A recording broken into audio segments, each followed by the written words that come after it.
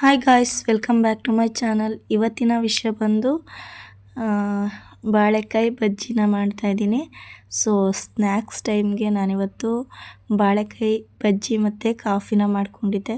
ನನಗಂತೂ ಸಿಕ್ಕಾಪಟ್ಟೆ ಇಷ್ಟ ಬಾಳೆಕಾಯಿ ಬಜ್ಜಿ. ಯಾವ ರೀತಿ ಸಿಂಪಲ್ಲಾಗಿ ಮನೇಲಿ ಮಾಡ್ಕೊಂಡಿದ್ದೆ ಅಂತ ನಿಮ್ಮ ಜೊತೆ ಶೇರ್ ಮಾಡ್ಕೋತಾ ಇದ್ದೀನಿ.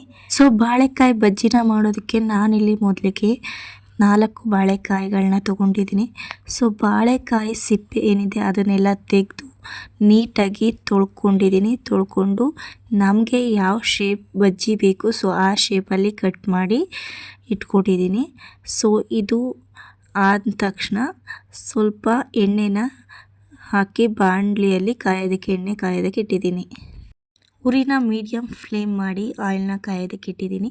ಸೊ ಈ ಕಡೆ ಕಡಲೆ ಹಿಟ್ಟು 1 ಕಪ್ ಆಗೋಷ್ಟು ತೊಗೊಂಡು ಇನ್ನು ನೆಕ್ಸ್ಟ್ 1/4 ಕಪ್ಪು ಅಕ್ಕಿ ಹಿಟ್ಟನ್ನ ತೊಗೊಂಡಿದ್ದೀನಿ. ಸೊ ಅಚ್ಚ ಪುಡಿ 2 ಟೇಬಲ್ ಸ್ಪೂನ್, 1 ಟೇಬಲ್ ಸ್ಪೂನ್ ಉಪ್ಪು ಮತ್ತು 1 ಟೇಬಲ್ ಸ್ಪೂನಷ್ಟು ಜೀರಿಗೆನ ಹಾಕ್ಕೊಂಡು ನೀಟಾಗಿ ಮಿಕ್ಸ್ ಮಾಡಿ ಕಡಲೆ ಹಿಟ್ಟನ್ನು ರೆಡಿ ಮಾಡಿ ಇಟ್ಕೊಂಡಿದ್ದೀನಿ.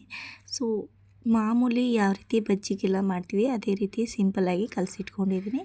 ಸೊ ಇದಾದ ನಂತರ ನೀರಲ್ಲಿ ನೆನೆ ಹಾಕಿರುವಂಥ ಬಾಳೆಕಾಯಿನ ನಾನು ತಗೊಂಡು ಬಾಳೆಕಾಯಿ ಹಿಟ್ಟು ಏನಿದೆ ಅದರೊಳಗೆ ಹಾಕಿ ಒಂದು 5 ನಿಮಿಷ ಆ ಹಿಟ್ಟೊಳಗೇ ಬಿಡ್ತಾಯಿದ್ದೀನಿ ಬಾಳೆಕಾಯಿ ಮಾಡೋದಕ್ಕೆ.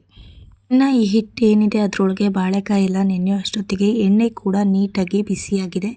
ಸೊ ಹಿಟ್ಟನ್ನ ಮೀಡಿಯಮ್ ಫ್ಲೇಮಲ್ಲೇ ಇಟ್ಕೊಂಡು ಬಾಳೆಕಾಯಿ ಬಜ್ಜಿ ಮಾಡೋದಕ್ಕೆ ನಾವೇನು ಬಾಳೆಕಾಯಿನ ನೆನೆ ಹಾಕಿದ್ದೀವಿ ಅವನ್ನು ತೆಗೆದು ಕಾದಿರುವಂಥ ಎಣ್ಣೆಯಲ್ಲಿ ಹಾಕ್ತಾಯಿದ್ದೀನಿ. ಸೊ ನಿಮಗೆ ಎಷ್ಟು ಹಿಡಿಯುತ್ತೆ ಅಷ್ಟನ್ನು ನೋಡಿ ನಿಧಾನಕ್ಕೆ ಹಾಕ್ಕೊಳ್ಳಿ, ಸ್ವಲ್ಪ ಫ್ರೈ ಇರಲಿ. ಸೊ ಬಜ್ಜಿ ಬೇಯೋವರೆಗೂ ನಿಧಾನಕ್ಕೆ ಮೀಡಿಯಮ್ ಫ್ಲೇಮಲ್ಲೇ ಬೇಯಿಸ್ತಾಯಿರಿ. ಸೊ ಯಾವಾಗ ಬಜ್ಜಿ ಬ್ರೌನಿಶ್ ಶೇಪಿಗೆ ಬಂದಿರುತ್ತೆ ಸೊ ಆವಾಗ ಬೆಂದಿದೆ ಅಂತ ಅರ್ಥ. ಸೊ ನೀಟಾಗಿ ಬೆಂದಿದ ಮೇಲೆ ತೆಗೆದು ಒಂದು ಪ್ಲೇಟಲ್ಲಿ ಹಾಕೋತಾ ಇದ್ದೀನಿ. ಇನ್ನು ಈ ಕಡೆ ಕಾಫಿನೂ ರೆಡಿ ಮಾಡ್ಕೊಂಡಿದ್ದೆ. ಕಾಫಿ ಜೊತೆ ಬಾಳೆಕಾಯಿ ಬಜ್ಜಿ ತುಂಬಾ ರುಚಿಯಾಗಿ ಬಂದಿತ್ತು. ನನಗಂತೂ ಸಿಕ್ಕಾಪಟ್ಟೆ ಇಷ್ಟ ಆಯಿತು. ಖಂಡಿತ ನೀವು ಒಂದ್ಸರಿ ಟ್ರೈ ಮಾಡಿ ಹೇಗನ್ನಿಸ್ತು ಅಂತ ಕಮೆಂಟಲ್ಲಿ ತಿಳಿಸಿ. ನನ್ನ ಚಾನಲ್ನ ಸಬ್ಸ್ಕ್ರೈಬ್ ಆಗಿ ನನಗೆ ಸಪೋರ್ಟ್ ಮಾಡಿ.